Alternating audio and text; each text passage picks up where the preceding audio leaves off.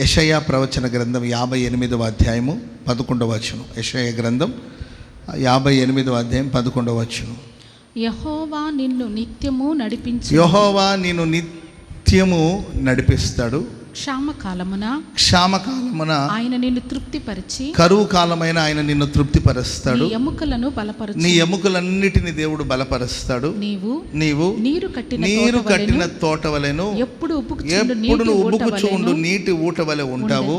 పూర్వకాలము నుండి పాడైపోయిన స్థలములను నీ జనులు పాడైన స్థలాలన్నిటిని జనాలు కడతారు. అనేక తరముల క్రిందట పాడైపోయిన పునాదులను, అది ఎంతకాలం పునాదులు పాడైపోయినా సరే నీవు దాన్ని మరలా కడతావు. విరుగబడిన దానిని బాగు చేయవాడవనియు, దేశములో నివసించున్నట్లుగా త్రోవలు సిద్ధపరచువాడవనియు. నీవు విరగబడిన దాన్ని బాగు చేసేవాడని, దేశంలో నివసించున్నట్లుగా త్రోవలన్నిటిని సిద్ధం చేసేవాడని నీకు పేరు పెట్టబడును. నా విశ్రాంతి దినమున వ్యాపారము చేయకుండా. స్తోత్రం చెప్పండి గట్టిగా. యెహోవా నిన్ను నిత్యము నడిపిస్తాడు. ఆమేన్ చెప్పండి గట్టిగా.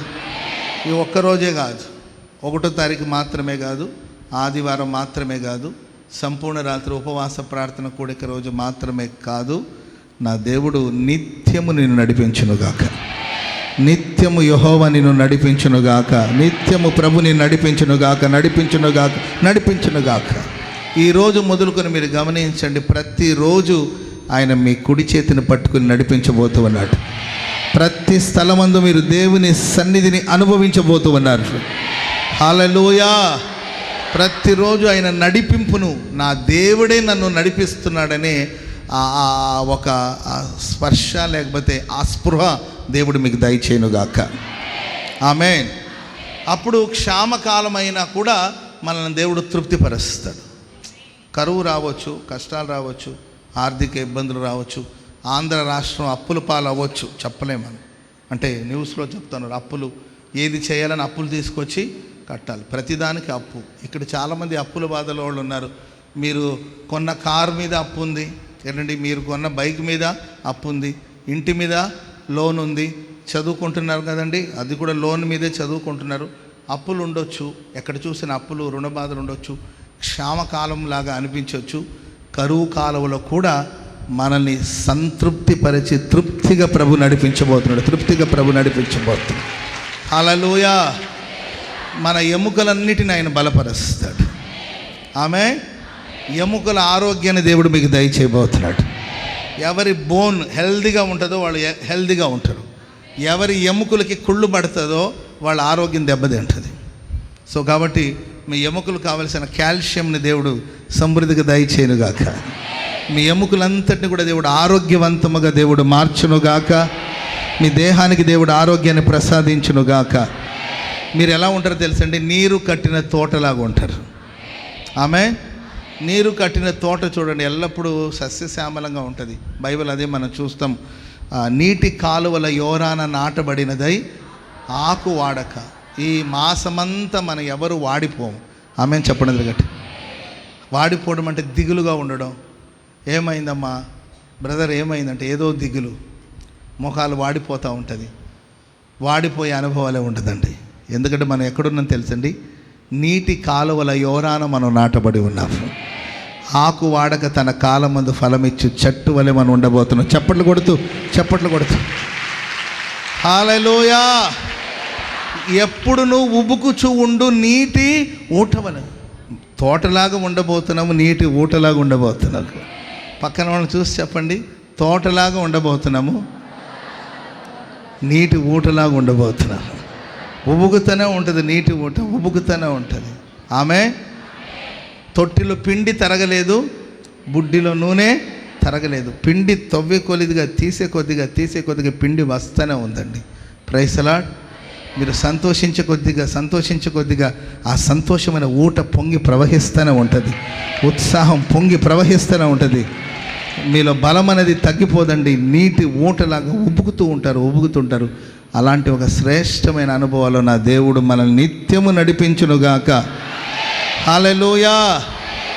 మనం ఎలా ఉంటామంటే పాడైన స్థలాన్ని బాగు చేసేవాడుగా ఉంటాం. చదవండి, మా మాట చదవండి ఇంకొకసారి. పూర్వకాలమున పాడైపోయిన స్థలాల్ని నీ జనులు నీ ఫ్యామిలీ కానీ నీ కుటుంబ సభ్యులు కానీ నీ పిల్లలు కానీ పాడైపోయిన స్థలాన్ని వెళ్ళి బాగు చేయబోతున్నారు. చదవండి అమ్మా. అనేక తరముల క్రింద, ఈ రోజు కాదు, నిన్నటి మొన్నటిది కాదండి. కొన్నిసార్లు అనిపిస్తుంది ఈ ఇంటిని బాగు చేసుకోవడం కన్నా పగలగొట్టేసి పడగొట్టి ఇంకోటి కొత్తది కట్టొచ్చు అనిపిస్తుంది. అంత పాడైపోయి ఉంటుంది. అది ఇప్పుడు పాడైంది కాదు. అయ్యా, ఈ త్రాగుడు వ్యసనాలు నాకు నిన్న మొన్న వచ్చింది కాదు, 30 ఏళ్ళ నుండి నేను తాగుతున్నాను అంటారు. వాళ్ళని మనం బాగు చేయలేము కొందరిని. కానీ దేవుడు మనల్ని నడిపిస్తే పూర్వకాలం నుండి పాడైపోయిన స్థలాలన్నిటిని కూడా దేవుడు మీ ద్వారా బాగు చేయబోతున్నాడు. చెప్పండి కూడా మొదలు గట్టి గట్టి గట్టి గట్టి. అనేక తరముల క్రిందట పాడైపోయిన పునాదులను నీవు మరలా కట్టెదవు. పునాదులు పాడైపోతే నీతిమంతుడు ఎవరు ఏం చేయలేరని రాయబడింది. పునాదులు పాడైతే ఎవరు ఏం చేయలేరు. కొందరు ఊహ చెడిపోయి ఉంటుంది, ఆలోచనలు చెడిపోయి ఉంటుంది. వాళ్ళను కూడా మీరు బాగు చేయబోతున్నారు. చెప్పండి కూడా మొదలు గట్టిగా గట్టిగా. విరగబడిన దాన్ని బాగు చేయవాడవని. విరిగిపోయిందండి అప్పటికే, దాన్ని మీరు బాగు చేస్తారు. దేశములో నివసించున్నట్లుగా త్రోవలన్నిటిని సిద్ధపరచువాడని నీకు పేరు పెట్టబడుతుంది. ఆమె ఒకప్పుడు ఏం పేరంటే అమ్మో కొంపలు ముంచేది వచ్చింది అని ఉంటారు. అమ్మో కొంపలు ముంచుతుంది మనిషి, నోరుగా దీని నోరు, వామ్మో ఇది సెప్టిక్ ట్యాంకు అని భయపడి ఉంటారు. Praise the lord. వచ్చిందిరా బాబు, వచ్చాడరా బాబు, వస్తే కంపు దరిద్రం ఆ నోట్లో పడడం కన్నా సెప్టిక్ ట్యాంకులో పడకేసుకొని అక్కడ నిద్రపోవడం వేయచ్చు అన్నట్టు. మేబీ ఒకవేళ మీరు ఉన్నారా నేను అనట్లా, మేబీ ఉన్నారేమో. కానీ ఇక మీద మనకేమని పేరు తెలుసండి? త్రోవలను సిద్ధపరిచేవాడు, పట్టణాన్ని బాగు చేసేవాడు, పాడైపోయిన పురాల్ని బాగు చేసేవాడని పేరు పెట్టబడబోతుంది. నా దేవుడు నిత్యము మనల్ని నడిపించునుగాక. హల్లెలూయా. నీవెక్కడున్న ప్రభు నిన్ను నడిపించునుగాక. భక్తుడు ఆకాశానికి ఎక్కి వెళ్ళినా నీవు అక్కడ ఉన్నావు, పాతాళంలో వెళ్ళి పడుకున్నా అక్కడ నీవు ఉన్నావు, వేకు రెక్కలు కట్టుకుని నేను వెళ్ళి సముద్ర దిగంతాలకు వెళ్తా అక్కడ కూడా నీ చెయ్యి నన్ను నడిపిస్తూనే ఉంటుంది. స్తోత్రం చెప్పడం గట్టిగా. అమెరికాలో ఉన్న దేవుడు నడిపిస్తాడు, ఆస్ట్రేలియాలో ఉన్న దేవుడు నడిపిస్తాడు, అమరావతిలోనైనా దేవుడు మనల్ని నడిపించబోతున్నాడు. చెప్పండి కూడా మొదలు గట్టి గట్టి గట్టిగా గట్టి గట్టి గట్టిగా. హల్లెలూయా. ఎక్కడున్నా దేవుని చెయ్యి నిన్ను నడిపించునుగాక. అది ఐగుప్తు దేశమైన దేవుడు నిన్ను నడిపించునుగాక. బబులోని దేశంలో ఉన్న దేవుడు నిన్ను నడిపించునుగాక. అగ్నిగుండంలోనైనా నీతో నా ప్రభు నిలిచి ఉండునుగాక. సింహపు గుహలోనైనా నా దేవుడు నీ పక్షాన ఉండునుగాక. అది బంధకాలైనా నా దేవుడు నీ పక్షాన ఉండునుగాక. నిత్యము నా దేవుడు మనల్ని నడిపించునుగాక. ఆమేన్. ఒక 2-3 మాటలు నేను వేగంగా చెప్పి వర్తమానాన్ని ముగిస్తానండి. ప్రభు మనల్ని నడిపించే మార్గాలు ఎలా ఉంటుంది, లేకపోతే ప్రభు మనల్ని నడిపించేటప్పుడు ఆ నడిపింపులు మనకేమి ఇస్తాడు, మనల్ని ఎలా నడిపిస్తాడు అనే మాటలు మనం ధ్యానం చేద్దాం. మొదటి మాట వేగంగానే చెప్పి ముగిస్తాను. కీర్తనలు 139వ కీర్తన త్వరగా చదవండి. 139వ కీర్తన 23-24 వచనాలు చదువుదాం. దేవా నన్ను పరిశోధించి నా హృదయాన్ని తెలుసుకోండి, నన్ను పరీక్షించి నా ఆలోచనలు తెలుసుకోండి. పరిశోధించి నా హృదయాన్ని తెలుసుకోండి, పరీక్షించి నా ఆలోచనలన్నిటిని కూడా మీరు తెలుసుకోండి.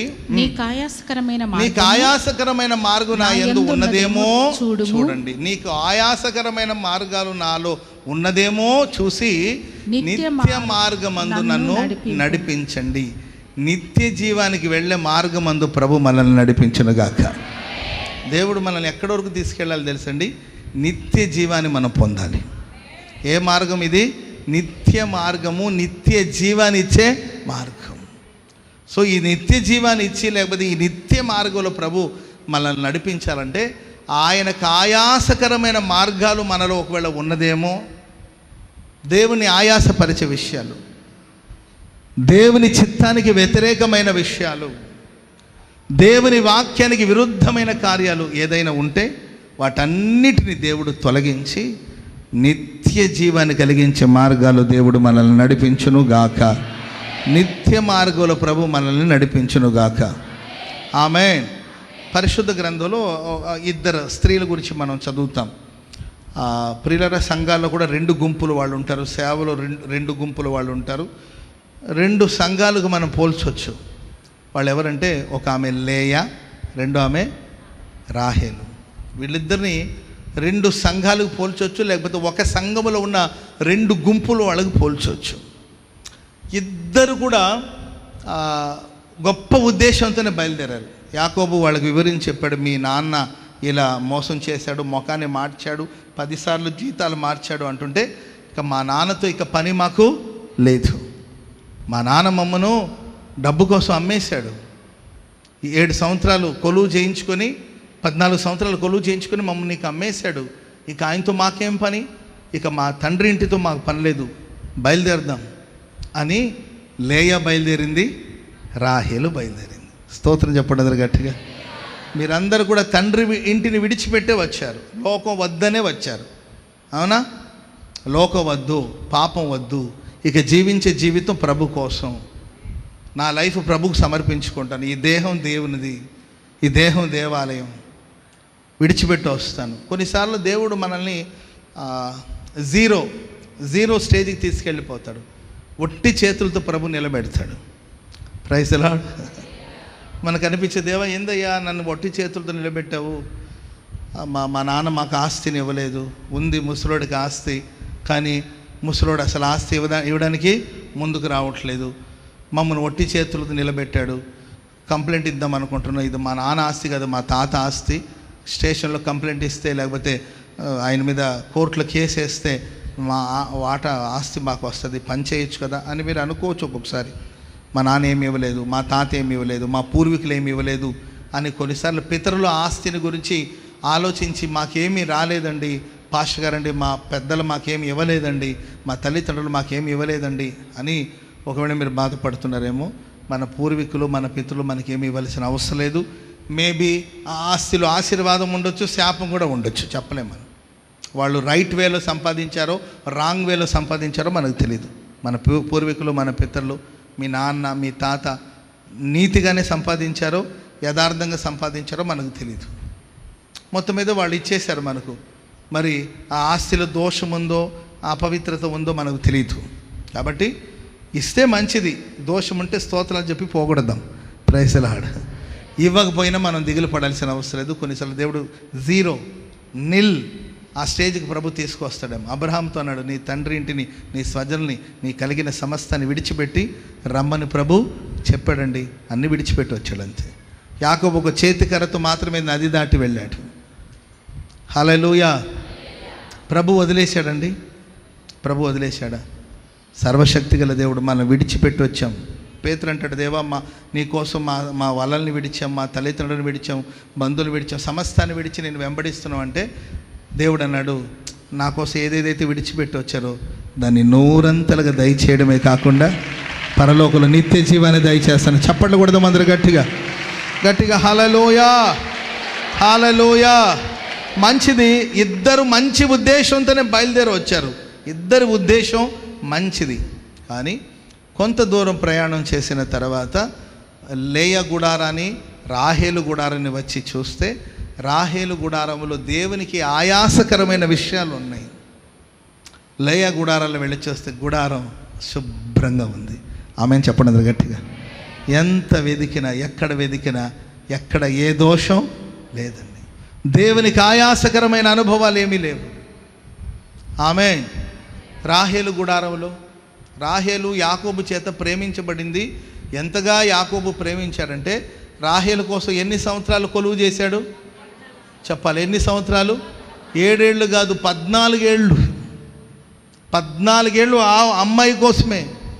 లేయా కోసం ఆయన ఏమీ చేయలే. 7 ఏళ్ళు కొలువు చేశాడు, మోసపోయాడు. వాళ్ళ నాన్న మళ్ళా ఇంకొక 7 ఏళ్ళు అంటే 14 ఏళ్ళు ఒక రాహేలు కోసం ఆయన ప్రయాసపడ్డాడు. అంత భర్త చేత ప్రేమించబడిన స్త్రీ ఆమె. కానీ గుడారంలో వెళ్ళి చూస్తే తన తండ్రి ఇంటి నుండి తీసుకొచ్చిన కొన్ని విగ్రహాలు ఆ గుడారంలో ఉండిపోయిందండి. ఇది దేవునికి ఆయాసకరమైన విషయం. సరే, మన ఇళ్ళ దగ్గర నుండి మనకు ఫేవరెట్ వస్తువులు కొన్ని ఉంటాయి. సరే, ఆమెకు నచ్చిన గౌన్ తెచ్చుకొని ఉంటే సరే, పెద్ద విషయం ఏం కాదు. ఆమె గౌను లేకపోతే ఆమె బంగారమో ఇంకేదో తెచ్చుకొని ఉంటే పర్వాలేదండి. ఒక విగ్రహం, గృహదేవత ఆ గృహ దేవతను తీసుకొచ్చింది. యాకోబు చెప్తూనే ఉన్నాడండి, వినిపించుకోకుండా ఆ విగ్రహాన్ని దాచిపెట్టి దాని మీద దుప్పట్లు కప్పి దాని మీద కూర్చొని నాన్నతో అబద్ధం చెప్పి విగ్రహాన్ని దాచింది. ఈరోజు చాలామంది విశ్వాసయాత్రలు సాగిపోతున్నారు కండి, ఏదో పాత జీవితం, ఏదో రోత బ్రతుకు, గతంలో మిమ్మల్ని వెంటాడిన విషయాలు, మిమ్మల్ని గతంలో వెంటాడిన దురాత్మలు, గతంలో మిమ్మల్ని వెంటాడిన కొన్ని కార్యాల్ని వెంటబెట్టుకొని తిరుగుతున్నారేమో. మీరు ఈ ప్రశస్త వేళ ఒక తీర్మానం చేయండి, ప్రభువా నీకు ఆయాసకరమైన విషయాలు నాలో నుండి తొలగిపోవునుగాక, తొలగిపోవునుగాక, తొలగిపోవునుగాక, తొలగిపోవునుగాక. సో విడిచిపెట్టి వచ్చిన దాన్ని మరలా మరలా మరలా మరలా మనం చేర్చుకుంటున్నాము. వద్దనుకున్నాం కోపం, మరలా దాన్ని తెచ్చుకున్నాం. వద్దనుకున్నాం పాపం, మరలా తెచ్చుకున్నారు. వద్దనుకున్నారు సినిమాలు, మరలా అవి మీ ఇళ్లలోకి వస్తున్నాయేమో. వద్దనుకున్నారు సీరియళ్ళు, అవి మరలా మీ ఇళ్లలోకి వస్తున్నాయేమో. నాకు మన పాస్టర్స్ చెప్తున్నారు, అన్న మేము విజిటింగ్కి వెళ్తే అక్కడ సీరియల్ చూస్తున్నారు వాళ్ళు. మేము విజిటింగ్ చేయడానికి కోసం వెళ్ళే వాళ్ళు సీరియల్ చూస్తున్నారు. మమ్మల్ని చూడంగానే వాళ్ళ బాధ ఏంటంటే, అయ్యో ఇంకొక పావు గంట ఉంటే అయిపోతుంది కదా, అంత లోపల వచ్చారేంటినా అని చెప్పి, ఒక్క పావు గంట అయిపోతుంది కదా అని అనుకుంటే ఏంటండి వాళ్ళ తోటి కోడలు అంటుందంటే, ఏం బాధ లేదులే మళ్ళీ యూట్యూబ్లో ఉంటుందని చూడొచ్చు. కాబట్టి వద్దనుకొని వచ్చామండి. వద్దంటే వద్దంతే. ఆమెను చెప్పండి గట్టిగా, వద్దన్నాము వద్దంతే. వద్దు అనేదాన్ని మళ్ళీ ముద్దు అనుకుంటే ఎట్లా? విడిచిపెట్టిందని వెంట పెట్టుకొని వచ్చిందండి. బయలుదేరిందేమో మంచి ఉద్దేశంతో బయలుదేరింది, కానీ ఎవరెవరి జీవితంలో ఏ ఏ విగ్రహాలు ఉన్నాయో, విగ్రహాలు అంటే నేను స్టాచ్యూస్ గురించి చెప్పట్లేదు, అపవిత్రమైనది, దేవునికి ఆయాసకరమైన విషయాలు, దేవుని చిత్తానికి వ్యతిరేకమైన కార్యాలు. దేవుడు, నేనే నీ దేవుడైన యెహోవాను, నేను తప్ప వేరొక దేవుడు నీకు ఉండకూడదు. ఆకాశం అందే కానీ, భూమి మీద కానీ, భూమి కింద పాతాళం అందే కానీ దేని రూపాన్ని నువ్వు చేసుకోకూడదు. ఎందుకంటే మీ దేవుడైన యెహోవానగు నేను రోషము గల దేవుడను. ఆయన రోషము గల దేవుడండి. ఆయన ప్రేమ రోషము కలిగిన ప్రేమ. నా ప్రజలు నాకే సొంతమై ఉండాలి, నా ప్రజలకు నేను తండ్రిగా ఉండాలి, నా ప్రజలకు నేనే తండ్రిగా ఉండాలి. యెహోవా వాణిని నడిపించెను, యెహోవా మాత్రమే వాణ్ణి నడిపించెను. స్తోత్రం చెప్పండి గట్టిగా. నా ప్రజలు నేను మాత్రమే నడిపించాలి, నా ప్రజలు నన్ను ప్రేమించాలి, నేనే వారి దేవుడైన యెహోవాను, నన్నే సేవించాలి, నన్నే ఆరాధించాలి. ఇది రోషం కలిగిన దేవుని ప్రేమ. కాబట్టి దేవునికి ఆయాసకరమైన విషయాలు ఏమైనా ఉన్నాయేమో పరీక్షించుకొని, ప్రశ్నించుకొని వాటిని విడిచిపెడదాం. అప్పుడు దేవుడు నిత్య మార్గంలో మనల్ని నడిపించబోతున్నాడు. చెప్పండి కూడా దేవునికి స్తోత్రం చెప్పండి గట్టిగా హల్లెలూయా. ఆదికాండం 30 మొదటి వచనం చదవండి. ఆదికాండం 30:1. రాహేలు తాను యాకోబునకు పిల్లలు కనకపోవుట చూచి తన అక్క యందు అసూయపడి యాకోబుతో నాకు గర్భఫలం ఇమ్మని లేని ఎడల నేను చచ్చి. ఏ పిల్లలు పుట్టిపోతే సస్తదంట. మెంటలా నీకేమన్నా? Praise the lord. నేను కానీ అక్కడ కానీ మా మెంటల్ దానా అనేవాడిని. అందుకే నన్ను దేవుడు అక్కడ ఉంచలా, ఇక్కడ ఉంచాడు. అక్కడ కానీ ఉంటే నేను మెంటల్ దానా. పిల్లలు లేకపోతే చచ్చిపోతావా? సరే, పిల్లలు ఎందుకు అనాలనుకుంటున్నావు అంటే, తన అక్క యందు అసూయపడి. ఎవరెందు అసూయపడండి? తన సహోదరి యందు అసూయపడి. అసూయ అనేది చాలా ప్రమాదం. Praise the lord. తాడి చెట్టు ఎలా ఉంటుంది? తాడి చెట్టును చూసారా? సన్నగా పొడుగ్గా ఉంటుంది. Praise the lord. మర్రి చెట్టు ఎట్టుంటుందండి? ఎట్టుంటుందండి మర్రి చెట్టు తెలుసా? అంటే లావుగా, పొట్టిగా, లావుగా, విశాలంగా ఉంటుంది.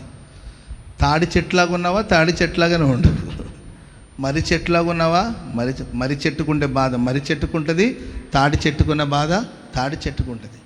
గాలి వచ్చినప్పుడు తాడి చెట్టు అని ఊగుతూ ఉంటుంది, చెప్పలేము ఎట్లా ఏమైనా ఏ చిన్న తేడా వచ్చినా విరిగి కింద పడిపోయే ప్రమాదం ఉంటుంది తాడి చెట్టుకి. మర్రి చెట్టు అంటామండి, ఊడలు దించేసి స్ట్రాంగ్గా ఉంటుంది. పొట్టిగా ఉండొచ్చు కానీ గట్టిదే. అది పొడుగ్గా ఉంది. ఎప్పుడు ప్రమాదం ఉంటుందో తెలియదు మనకు. ఎందుకు ఒకరిని చూసి మనం అసూయపడ్డం, ఒకరిని చూసి మనం అసూయపడ్డం ఎందుకు? మనల్ని దేవుడు ఏ స్థితిలో ఉంచాడో ఆ స్థితిలో హ్యాపీగా ఉండిపోదాం. ఆమెను చెప్పండి అందరు గట్టిగా. హల్లెలూయా. సౌల్లో చాలా మంచి క్వాలిటీస్ మనం చూస్తాం. సౌలు చాలా మంచోడండి. సేవకుడి దగ్గరికి వెళ్ళాలన్నప్పుడు వట్టి చేతులతో వెళ్ళాలని అనుకోలేదు. ఒక ప్రాబ్లం వచ్చింది. సమూయేలు సేవకుడి దగ్గరికి వెళదామంటే మన దగ్గర ఏం లేవు కదా, పైసలు లేవు, ఏం లేవు, వట్టి చేతులతో సేవకుని ఎలా మనం వెళ్ళి కనబడదు. మంచి థాటే కదండి ఇది, మంచి థాట్ కదా. ఏదైనా తీసుకెళ్ళి సేవకుల్ని కలవాలంటే ఏదైనా పట్టుకెళ్దామని ఆలోచన మంచి థాటే కదా. Praise the lord. హల్లెలూయా. ఇక చెప్పుకుంటూ వెళ్తే సమూయేలు ఏమేమైతే చెప్పాడు అవన్నీ చేస్తూ వచ్చాడు. ఇంకా చెప్పాలంటే సమూయేలు చెప్పేంత వరకు, సమూయేలు అనౌన్స్ చేసేంత వరకు, చెప్పేంత వరకు నేను రాజునని ప్రచారం చేసుకోలేదు. చాలా శ్రేష్టమైన విషయాలు ఉన్నాయి. ఎప్పటి వరకు అంటే దావీదును చూచేంత వరకు. దావీదు తన లైఫ్లో వచ్చేంత వరకు బాగున్నాడండి. వన్స్ దావీదు వచ్చాడండి, దావీదుకు దేవుడు ఒక విజయం ఇచ్చాడు. ఆ దావీదును చూసి అసూయపడ్డం ప్రారంభించాడు. పతనం మొదలయ్యింది. కాబట్టి ఎవరి మీద అసూయపడద్దు. ఇది కూడా దేవునికి ఆయాసకరమైన విషయం. Praise the lord. హల్లెలూయా.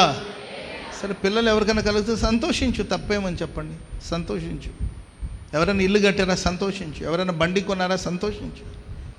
సంతోషిస్తే అయిపోతుందండి. ఆమె చిరునవ్వు, ప్రైజ్ ది లార్డ్, మనకున్న బోళ్ళని టెన్షన్స్ని దూరం చేస్తుంది. ఎప్పుడు మొహాన్ని వికారం చేసుకోవద్దు. ఏంటండి, పేడ తట్టులాగా ఉండకూడదు మన మొఖాలు. ఒక చిరునవ్వుతో ఇల్లు కట్టిన గాడ్ బ్లెస్ యు అమ్మ, అయిపోయింది అంతే. దాని గురించి ఎందుకు థింక్ చేయడం నీవు? వాళ్ళు నిన్న మొన్న వచ్చారండి. మనకు సమస్య అంతా ఏం తెలుసండి, మనకు లేదే అని బాధ లేదు, వాళ్ళకు ఉందే అని బాధ. అన్న ఇంట్లో కూడా మరి ఆ పెనిన పిల్లల మీద పిల్లలు అంటుంది. ఆ పెనిన మీద పగ పెంచుకోలేదు, అసూయ పెంచుకోలేదు. అయ్యా ఆ పెనిన పిల్లల్ని అంటుంది, నాకు పిల్లల్ని ఇమ్మని అనలా. దేవా నాకు ఒక మగ పిల్లవాడిని దయచేస్తే అతడు జీవితకాలం అంతా నీకు ప్రతిష్ఠుడుగా ఉంటాడు అని చెప్పి దేవుని సన్నిధిలో ప్రార్థన చేసింది. దేవుడు వెంటనే ఆ ప్రార్థన విన్నాడు. ఆమేన్. ఎవరో ఇల్లు కట్టారని నీవు ఇల్లు అడగొద్దు, ఎవరికో బండ్లు ఉన్నాయని నీవు బండి అడగొద్దు, ఎవరికో కారు ఉందని నువ్వు కారు అడగొద్దు, ఎవరో పెద్ద చర్చి కట్టారని నీవు చర్చి కట్టొద్దు, ఎవరో చేశారని కాదండి. ఈ పోటీ ప్రపంచంలో ఎవరి వైపు చూడొద్దు, విశ్వాసమును కర్తయు నన్ను కొనసాగించువాడైన యేసు వైపు చూడాలి. ఆమేన్ చెప్పండి అందరూ గట్టిగా గట్టిగా. హల్లెలూయా హల్లెలూయా. సరే, ఆవేశపడింది, తొందరపడిందండి రాహేలు. తొందరపడి నాకు పిల్లల్ని ఇస్తావా లేదా అంటే, అమ్మాయి దేవుడు నీకు సంతానం ఇవ్వకపోతే నేనేం చేయగలుగుతానంటే, నీవెందుకు చేయలేవు, నా దాసిని చేసుకోవచ్చుగా అని ఏ స్త్రీ అయినా చెప్తుందండి ఆలోచన. అంటే మనం అసూయలు పడిపోతే ఎంతకన్నా దిగజారిపోతాం. అందుకొరకే తన దాసిని తీసుకొచ్చి యాకోబుకి ఇచ్చి నా దాసితో ఉండమని చెప్తే, యాకోబు రాహేలు దాసితో ఉన్నప్పుడు పుట్టినవాడే దాను అనే ఒక సంతానం. దాను గోత్రాన్ని గురించి బైబిల్లో రాయబడింది ఏంటంటే, ఆడు సర్పంలాగా ఉంటాడంట. అతడు గుర్రాన్ని పాదములను లేకపోతే గుర్రం యొక్క కాళ్ళు కాటు వేస్తే గుర్రం మీద ఉన్నవాడు కింద పడతాడంట. అంటే దాని అర్థం గుర్రం మీద వచ్చేది ఎవరంటే మన ప్రభువు అయిన యేసుక్రీస్తు వారు. ఆయన తెల్లటి గుర్రాల మీద వస్తాడు. ఆమెను చెప్పండి గట్టిగా. ఈ దాను గోత్రంలోనే క్రీస్తు విరోధి పుడతాడని ఒక అంచనా బైబిల్ పండితులు చెప్తారు. దాను గోత్రములో క్రీస్తు విరోధి. మనం తొందరపడి ఆవేశపడి తీసుకునే నిర్ణయాల వల్ల అంత్యక్రీస్తుకి లేకపోతే క్రీస్తు విరోధికి మన పనిముట్టుగా మారుతామేమో. కాబట్టి సహనంతో ఉందామండి, ఓపికతో కనిపెడతాం. ఆమెను చెప్పండి అందరూ గట్టిగా. ఓర్పుతో, ఎవరి మీద అసూయవద్దు, పరిగెత్తను. ఎవరు పరుగు పందులో వాళ్ళు ఓపికగా పరిగెత్తాలి. ఆమెను చెప్పండి అందరూ గట్టిగా. అసలు ఎవరిని చూసి అసూయపడద్దు. అసలు మనకు అసూయ వస్తుందంటే వాళ్ళ వైపు చూడొద్దు, అంతేకా. ఒకవేళ మన ముందు కొందరు డెవలప్ అయిపోతుంటే చూసి చిరునవ్వుతో ముందుకు వెళ్ళిపోదాం. నా సేవ ఆరంభ దినాల్లో నా తోటి సేవకులందరూ అభివృద్ధి పదవిలో ఉండేవాళ్ళు, నేను వెనక బ్యాక్ బెంచ్ అంటారు కదండి. స్కూల్లో నేను మాత్రం ఫ్రంట్ బెంచ్, కానీ సేవలో బ్యాక్ బెంచ్ స్టూడెంట్ అనమాట. నేను ఎంతసేపటికి దూరంగా ఉండేవాడిని, వెనక్కు ఉండేవాడిని. ఎందుకంటే నా నాలెడ్జ్ ఏంటో నాకు తెలుసు, నాకు నాలెడ్జ్ తక్కువ, బైబిల్ నాలెడ్జ్ తక్కువ. భక్తి ఉంది కానండి, బైబిల్ నాలెడ్జ్ తక్కువ. నాకు తెలుగు బైబిల్ అర్థమయ్యేది కాదు. చాలా సమస్యలు ఉండేవి. నా ఫ్రెండ్స్ అందరూ కూడా ముందుకు వెళుతుండే వాళ్ళ సేవలో. నేను బ్యాక్ బెంచ్ అనే చెప్పాలి, ఒక రకంగా చెప్పాలంటే. నాకు ప్రేయర్ చేయడం వచ్చేది కాదు, వర్షిప్ లీడ్ చేయడం వచ్చేది కాదు, ప్రసంగాలు అసలు రాదు. ఒకానొక కాలంలో నేనేమనుకున్నాను తెలుసండి, ఇక నేను ప్రసంగానికి పనికిరాను అనుకున్నాను. ఎందుకంటే నాకు మాటలు సరిగా వచ్చే కాదు, మాటలు నత్తిగా వచ్చేది. సరిగ్గా ఇప్పటికీ కొన్ని పదాలు నేను సరిగా ఉచ్చరించలేను. అందుకే నేను డిఫికల్ట్గా ఉన్న పదాలు ఉచ్చరించలేను, ఎందుకంటే కొంచెం గ్రామర్ మిస్టేక్ అవుతుంటుంది కొన్నిసార్లు. ఆ తర్వాత పద ఉచ్చారణ అనేది నాకు సరిగా రాదు, కొన్ని పదాలు. ప్రైజ్ ది లార్డ్, హల్లెలూయా. మొన్న నేను అమెరికా వెళ్తే అక్కడ ఒక దైవ సేవకుడు నన్ను చూసి, అయ్యా నీ మాటల్లో నాకు తమిళ్ సువాసన వస్తుందంట. ఏ వాసన అంటండి? తమిళ్ సువాసన వస్తుందంటే మా అమ్మగారు తమిళేలే అయ్యా అన్న. అదే నేను అనుకున్నాను, మీ మాటలో మీ భాషలో ఎక్కడో తమిళ్ సువాసన వస్తుంది. ఆమె మంచిదే కదా. భారతదేశంలో ఎన్ని సువాసనలు ఉన్నాయో అన్ని భాషల సువాసన దేవుడు దయచేయునుగాక. ఆమేన్. ఇట్లా చెప్పుకుంటూ వెళ్తే బ్యాక్ బెంచ్ అనమాట సేవలో నేను. కానీ ప్రియులారా, నేను ఎవరిని చూసి అసూయపడలేదండి. సరే, దేవుడు నాకు ఇచ్చిన పాత్ర ఇది. నా ఫ్రెండ్స్ కొంతమంది మంచిగా ప్రేయర్ చేసేవాళ్ళు, బాగా వర్షిప్ లీడ్ చేసేవాళ్ళు, మంచిగా ప్రసంగం చేసేవాళ్ళు. నేను కూర్చుంటూ వింటూ ఉండేవాడిని. Praise the lord. ఎప్పుడైనా మేము సాయంత్రం టైంలో ఖాళీగా ఉంటే మేము ఒక 4-5 ఫ్రెండ్స్ అంతా కూర్చుంటే దాంట్లో ఒక ఆయన బైబిల్ చదివేవాడు, మేమంతా ప్రాక్టీస్ అనమాట, వర్తమానాలు. ఒకటి బైబిల్ చదివేవాడు. మరి మనోళ్ళకి ఇప్పుడు ఆ పద్ధతులు ఉన్నాయో లేదో నాకు తెలియదు. అరే, 4-5 కూర్చుంటే ఒకడు బైబిల్ చదివేవాడు, ఇంకొక ఆయన ప్రసంగం చేసేవాడు, ఇంకొక ఆయన ప్రార్థన చేసేవాడు. ఇట్లంతా ఒక టీమ్గా కూర్చునేవాళ్ళు. నేను మాత్రం దానిలో ప్రేక్షకుడు అనమాట. ఎందుకంటే నాకేమి రాదు కాబట్టి ఈయన చదివేది వింటుండేవాడిని, ఆయన చెప్పేది వింటుండేవాడిని, ఈయన ప్రార్థన చేసేది కూడా దేవుడితో పాటు నేను కూడా వింటుండేవాడిని. బ్యాక్ బెంచ్ అనమాట. ప్రేమైన వాళ్ళారు. కానీ నేను ఏ రోజు ఎవరి మీద అసూయపడలేదు. నాకు ఆ మంచి మనస్సాక్షి ఉంది. దేవుని సన్నిలో ఉండి చెప్తున్నాడు, నాకు మంచి మనస్సాక్షి. దేవుడు వాళ్ళకి ఆ కృప ఇచ్చాడు, వాడబడిని. Praise the lord. నాకెందుకు ఇవ్వలేదని నేను దేవుడిని ఏ రోజు ప్రశ్నించలేదు. ఈ పాత్రని నీవు ఎలా వాడుకుంటావో అలా వాడుకో ప్రభు. నీ చేతిలో నేను ఒక పాత్రను, నీ చేతిలో ఒక పనిముట్టుని. ఈ పాత్ర దేనికి పనికి వస్తుందో దానికి వాడుకోండి ప్రభు అని నేను ప్రభుని అడిగానండి. దేవుడు ఈరోజు మహిమ కలిగిన పాత్రగా మార్చి వాడుకోండి. ప్రైజ్ ది లార్డ్, హల్లెలూయా. మనకన్నా చదువు తక్కువ ఉన్నవాళ్ళు ఉండొచ్చు, వాళ్ళు ఎక్కువ స్థాయిలో ఉండొచ్చు. సంతోషించు, పోనీ దేవుడు వాళ్ళకి అవకాశం ఇచ్చాడు. నిన్న మొన్న వచ్చిన వాళ్ళు నీకన్నా ముందు పరిగెత్తుతున్నారు, సంతోషించు. నీ కింద స్థాయిలో ఉన్న వాళ్ళకి నీకన్నా పై ప్రమోషన్ వచ్చింది, పై స్థానానికి వాళ్ళు వెళ్ళిపోతారు, సంతోషించు. ఓకే, మీ రిలేటివ్స్, మీ రక్త సంబంధులు బంగ్లాలు కొంటున్నారు, ఇళ్ళు కొంటున్నారు, కాలు కొనని, పర్వాలేదు. Praise the lord. వాళ్ళ పిల్లల మీద పిల్లల్ని ఎలా పెంచాలో కూడా, కొంతమంది పిల్లల్ని ఎలా పెంచాలో కూడా చేత కాదు ఆ మనిషికి. దానికి 3 పిల్లల్ని ఇచ్చాడు దేవుడు. ఒకడు ముక్కులో గారుతుంది, ఇంకొకటేమో చింపురు జుట్టు వేసుకొని తిరుగుతుంది, ఆడికేమో నిక్కరే లేదు, వీడికేమో సొక్కా లేదు. మొహం కడిగి శుభ్రంగా ఆ ముక్కులో ఉన్న సీది శుభ్రం చేసి దాన్ని కొంచెం నూనె పెట్టి తల దూవే ఆ ఓపిక కూడా లేదు ఆ మనిషికి. దానికి దేవుడు 3 పిల్లల్ని ఇచ్చారు. అది నాకు అప్పచెప్తే నేను పిల్లల్ని బంగారంలాగా చూసుకుంటా అంటూ ఉంటుంది కొంతమంది, అనుకుంటూ ఉంటారు కొంతమంది. ఎవరికి ఇవ్వాలో ఎవరికి ఇవ్వకూడదు అది ప్రభు చిత్తం. నీకు ఒక టైం వస్తుంది, ఆ టైం వచ్చినప్పుడు ప్రభు నీకు సహాయం చేస్తాడు. హల్లెలూయా, హల్లెలూయా. దేవునికి ఆయాసకరమైన విషయాలు.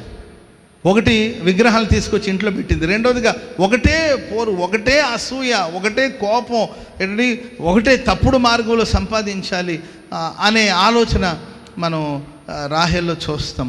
మూడోదిగా ప్రియులారా, చదవద్దులే కానండి, 3వ మాట ఏంటంటే 30వ అధ్యాయంలో 14వ వచనంలో ఉంటుంది, మీరు తర్వాత చదువుకోండి.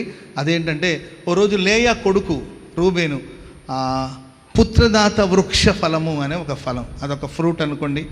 పుత్రదాత వృక్షం యొక్క ఫలాలు. మేబీ పుత్రదాత అంటే ఆ పండు తింటే పిల్లలు పుడతారేమో, మనకు తెలియదు. అంటే ఉంటాయి కదండి పేర్లు. పుత్రదాత వృక్ష ఫలం తీసుకొచ్చాడు. అది చాలా విలువైన ఫ్రూట్ అనమాట. అది తీసుకొచ్చి ఆ కొడుకు తెచ్చి ఎవరికి ఇస్తాడు చెప్పాలి? ఎవరికి ఇస్తాడండి? వాళ్ళ అమ్మకి ఇచ్చాడు. వాళ్ళమ్మ ఆ ఫ్రూట్ని అలా చేత పట్టుకొని తీసుకొచ్చేవారా నాన్న అంటా ఉండేసరికి ఈమె వచ్చి చూసింది.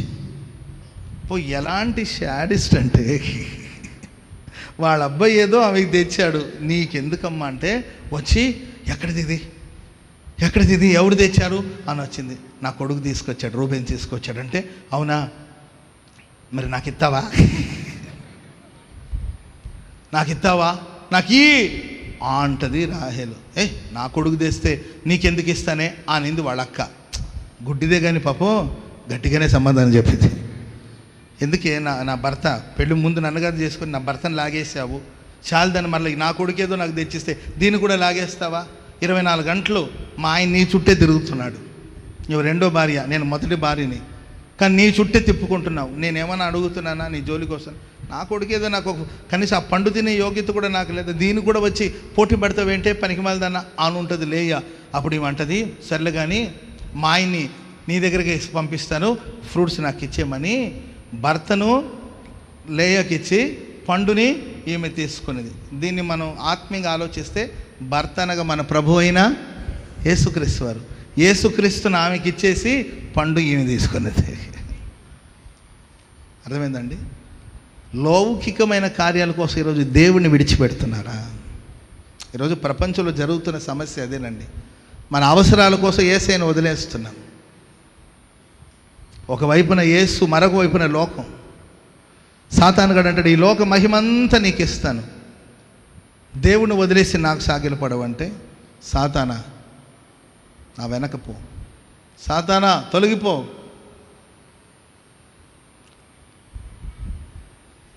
సంతోషమందైన శ్రమలయందైనను నా స్తుతి కీర్తనకు ఆధారము నీవే. సంతోషమందైన శ్రమల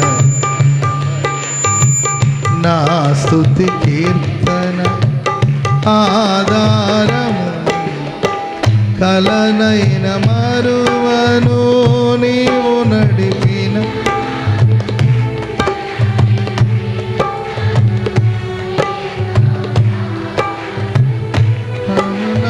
మరువ. హల్లెలూయా, హల్లెలూయా. కాబట్టి ప్రియమైన వాళ్ళారా, దేవుని విడిచిపెడుతున్నారు. ఎవరికి ముఖ్యత్వాన్ని ఇస్తున్నావు నీ లైఫ్లో? 12వ అధ్యాయం, ఆదికాండం 12 మళ్ళీ చదువుకోండి, సమయం లేదు సహోదరా, తర్వాత చదువుకోండి వెళ్ళి. ఆదికాండం 12వ అధ్యాయంలో అబ్రహాంతో దేవుడు అంటే, నీకు కలిగిన తండ్రి ఇంటిని నీకు కలిగిన సమస్తాన్ని విడిచిపెట్టి నన్ను వెంబడించమన్నాడు. ఓకే అని వదిలేసి వచ్చేసాడు. మేబీ 21వ అధ్యాయం అనుకుంటాను, అక్కడ మరలా ప్రభు అంటాడు, నీవు ప్రేమించిన 21ఏనమ్మా 22 అధ్యాయంలో, నీవు ప్రేమించిన నీ ఒక్కడైన నీ కుమారుణ్ణి నాకు బలి అర్పించమని దేవుడు అడిగాడు. 12వ అధ్యాయంలో ఏ సమర్పణ ఉందో 22వ అధ్యాయంలో కూడా అదే సమర్పణను చూస్తాను. చప్పట్లు కొడితే అందరూ గట్టిగా, నా లైఫ్లో నీవే ముఖ్యం అనండి. యేసయ్యా, నా జీవితంలో నీవే ముఖ్యము, నీవే ముఖ్యమైన వాడు ప్రభువా, నీకే ప్రాధాన్యతనిస్తాను ప్రభువా, నీకే ప్రాధాన్యతనిస్తాను. నాకన్నీ నీవే ప్రభువా, నాకున్నవన్నీ నీవిచ్చినయే ప్రభువా. హల్లెలూయా. 12వ అధ్యాయంలో ఏ సమర్పణ ఉందో 22 అధ్యాయాలు కూడా అదే సమర్పణ ఉంది. నాన్న, దేవుని సేవకు వచ్చినప్పుడు ఏ సమర్పణతో వచ్చారు? ఈరోజు ఏ సమర్పణతో మీరు ఉన్నారు? ఏమ్మా, మీరు దేవుని ఇంట్లో అడుగుపెట్టినప్పుడు మీకు ఏ సమర్పణ ఉంది? మొట్టమొదటి రోజు మీరు ఒక్కసారి 20 ఇయర్స్ కానీ, 25 ఇయర్స్ కానీ, 13 ఇయర్స్ కానీ, లేకపోతే 30 ఇయర్స్ కానీ, 10 ఇయర్స్ కానీ, 7 ఇయర్స్ కానీ మీరు దేవుని ఇంట్లో అడుగుపెట్టిన ఆ డేను ఒకసారి గుర్తు చేసుకోండి. మీరు మందిరంలో అడుగుపెట్టినప్పుడు ఏ డెడికేషన్తో వచ్చారు? అదే సమర్పణ ఈరోజు ఉందా? మీరు ప్రభు నమ్ముకున్నప్పుడు 12వ అధ్యాయంలో అబ్రహామును దేవుడు పిలిచినప్పుడు విడిచిపెట్టి రమ్మన్నాడు, తండ్రిని విడిచిపెట్టి వచ్చేసాడు. 22వ అధ్యాయంలో నీ కొడుకును విడిచిపెట్టమంటున్నాడు, నీ కొడుకును నాకు ఇమ్మంటున్నాడు దేవుడు. ఏం సందేహించలేదండి. ఆ రోజు ఏ సమర్పణం, ఈరోజు కూడా అదే సమర్పణ. అందుకేనండి దేవుడు ప్రపంచంలోనే ఆశీర్వదించబడిన వ్యక్తి ఎవరైనా ఉన్నారంటే ఆయన అబ్రహాం మాత్రమే. చప్పట్లు కూడా మంది గట్టి అత్యున్నతమైన స్థితికి దేవుడు తీసుకుని. హల్లెలూయా. చెప్పండి గట్టిగా, హల్లెలూయా. హల్లెలూయా, హల్లెలూయా. ఒక బిజినెస్ మ్యాన్ ఉన్నాడు, వ్యాపారం చేసుకుని ఆయన ఉన్నాడు.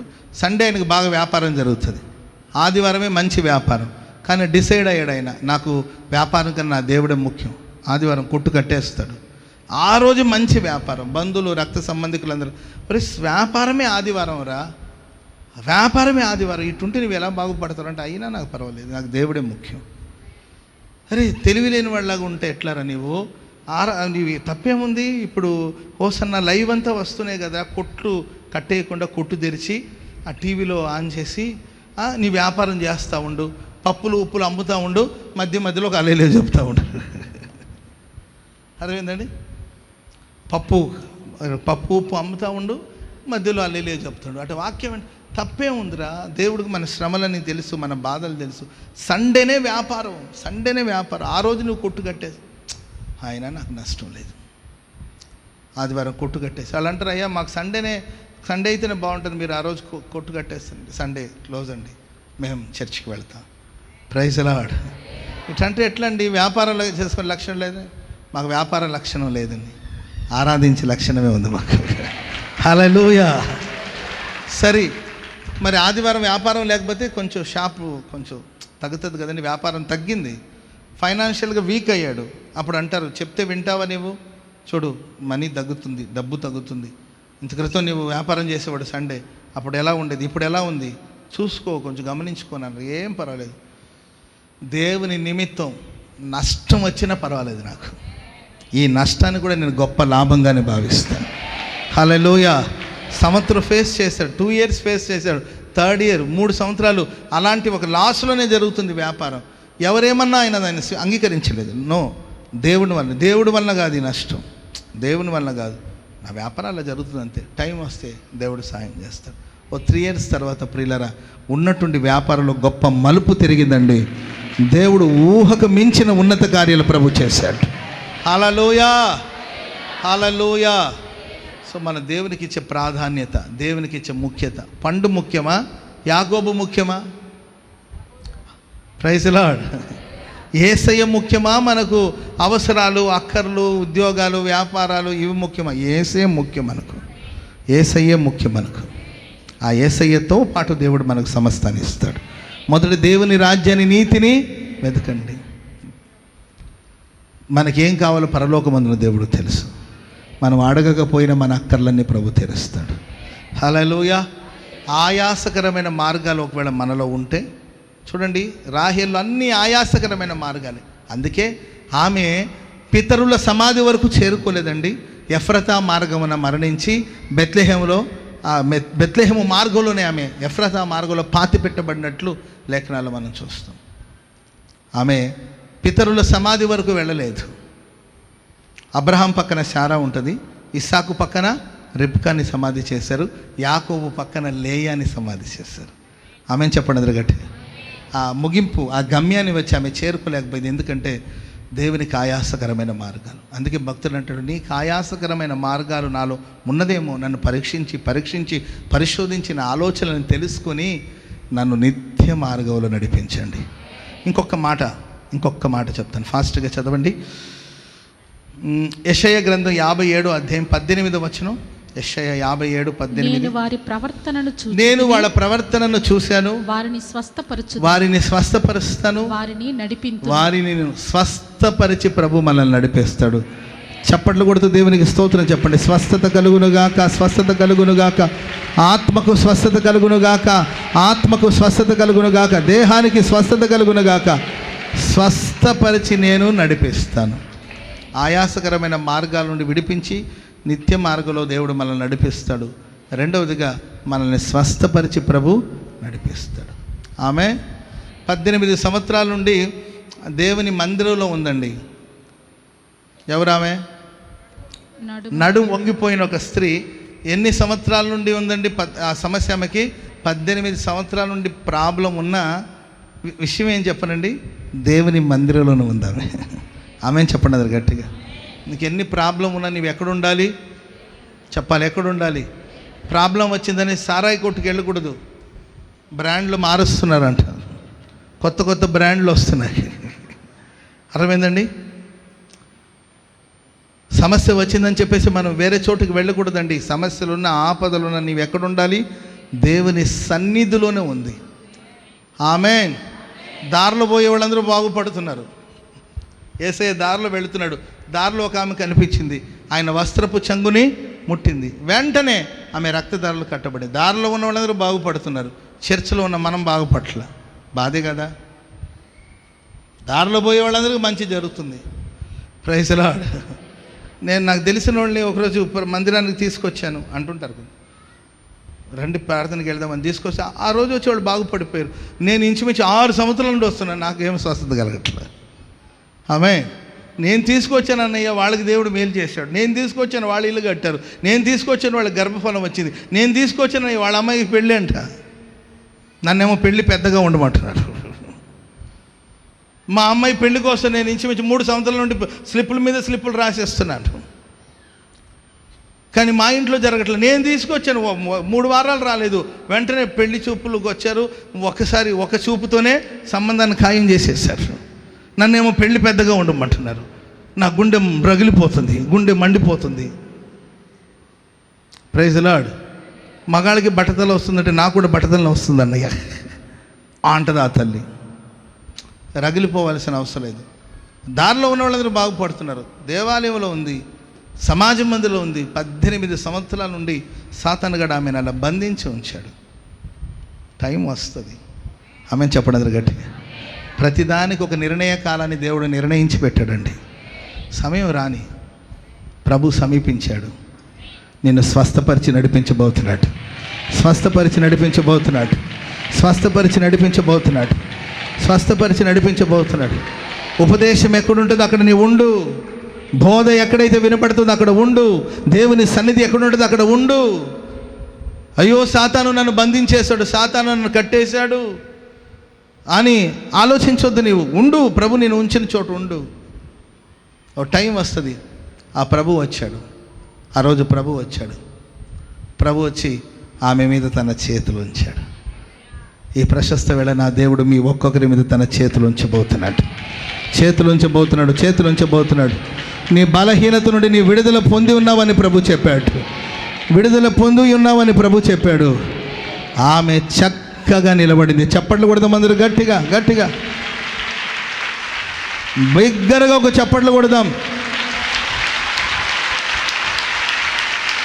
ఎస్ ఎస్ హల్లెలూయా హల్లెలూయా ఆమేన్.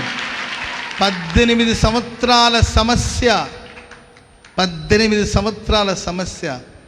ఒక నిమిషం చాలండి దేవునికి. ఆయన అలా చేయి పెట్టాడు. ఒక నిమిషంలో ఆమె చక్కగా నిలబడింది. ఒక్క నిమిషంలో దేవుడు మీకు విడుదల దయచేయబోతున్నాడు. పక్కన వాళ్ళని చూసి చెప్పండి, ఒక్క నిమిషం చాలు. ఒక్క నిమిషం చాలు. ఆయన చేతులు నీ మీద చాపబడితే చాలు, విడుదల పొందుతావు. విడుదల పొందుతావు. హల్లెలూయా హల్లెలూయా. పాడిని మోసుకుంటూ వెళ్తున్నారు. ఆ పాడి మీద యేసయ్య చేతులు ఉంచాడు. పాడిని ఎత్తుకెళ్తున్నారు, శవాన్ని ఎత్తుకెళ్తున్నారు. వాళ్ళ అమ్మ ఏడుస్తుంది. యవనస్తుడు చనిపోయాడు. ఆ పాడిని మోసుకెళ్తున్నారు. ఆ పాడిని యేసయ్య ఒకసారి ముట్టుకున్నాడు. ఆ పాడిని ఇంతకుముందు చాలామంది ముట్టుకొని ఉంటారు. ముట్టుకొని ఉంటారా?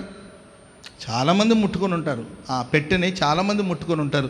లేకపోతే ఆ పాడిని చాలామంది ముట్టుకొని ఉంటారు.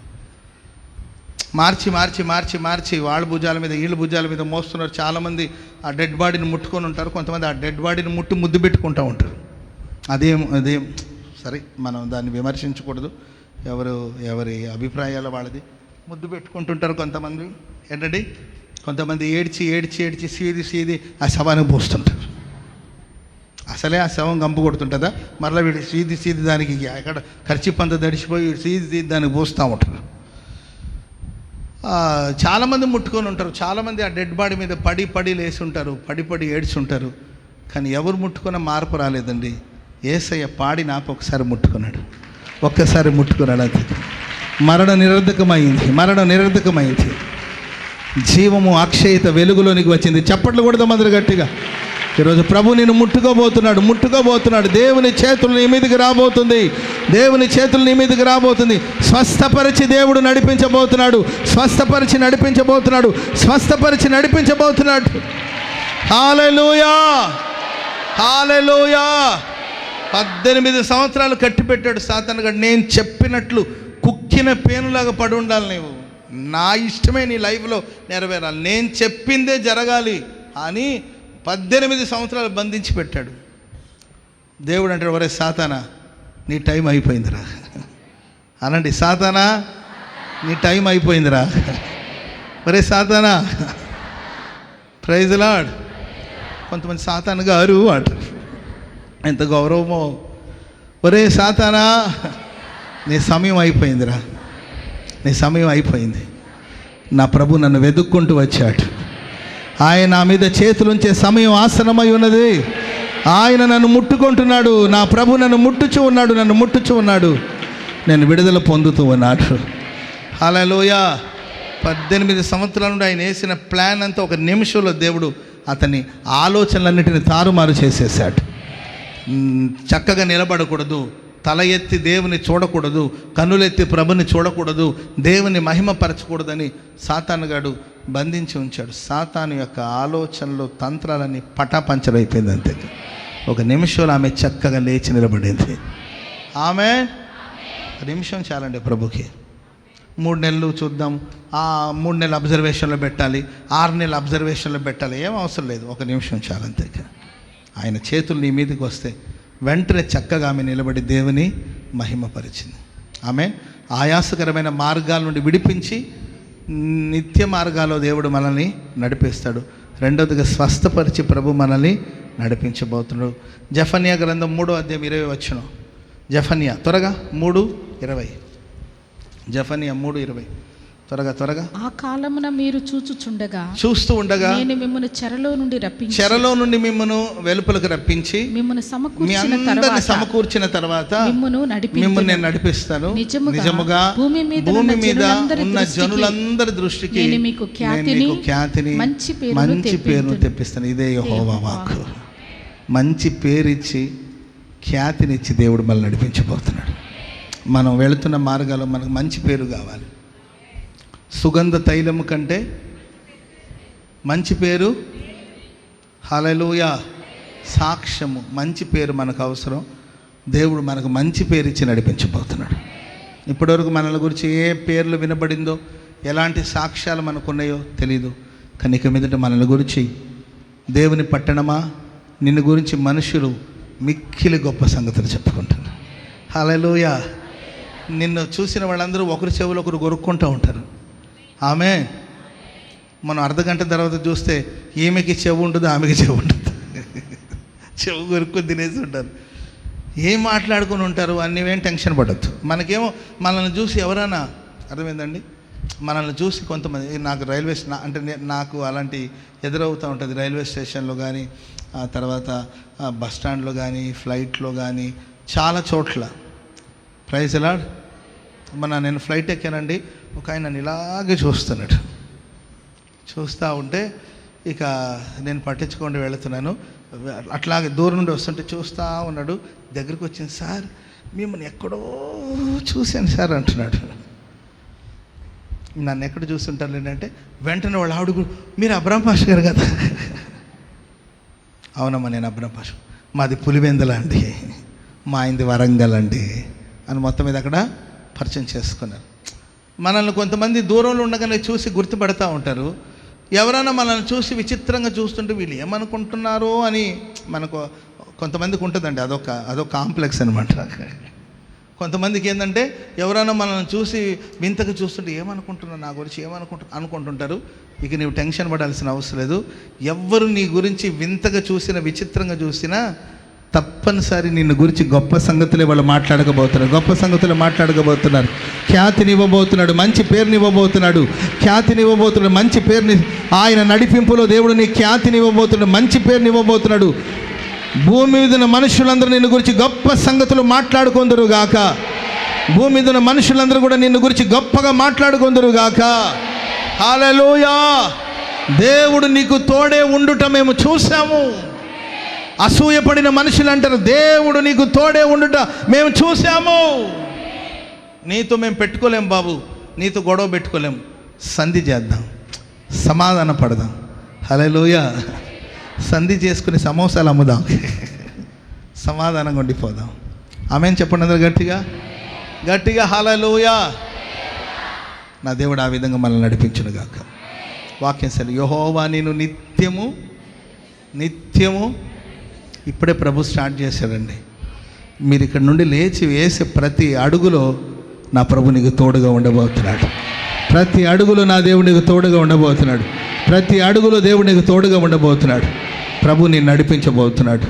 ఆయనకు ఆయాసకరమైన మార్గాలు ఏదైనా ఉన్నాయేమో వాటిని తొలగించి నిత్య మార్గంలో దేవుడు నేను నడిపిస్తాడు. నిన్ను స్వస్థపరిచి నిన్ను ప్రభు నడిపిస్తాడు.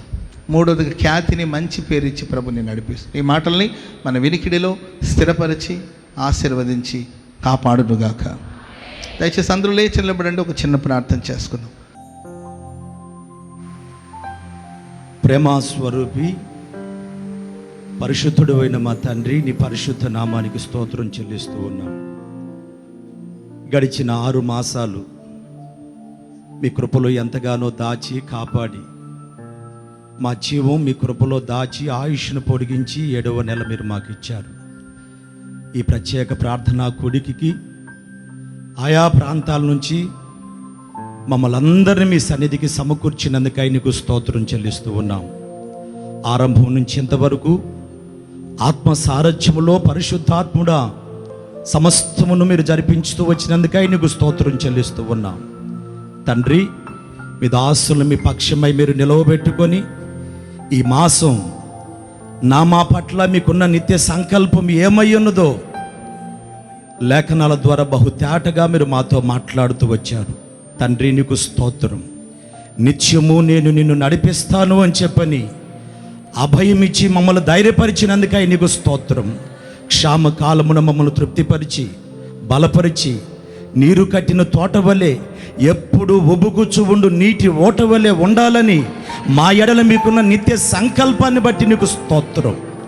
ఇది మొదలుకొని ఒక్కొక్కరిని చెయ్యి పట్టుకొని నిత్య మార్గములు మీరు నడిపించబోతున్నందుకై నీకు స్తోత్రము నాయన.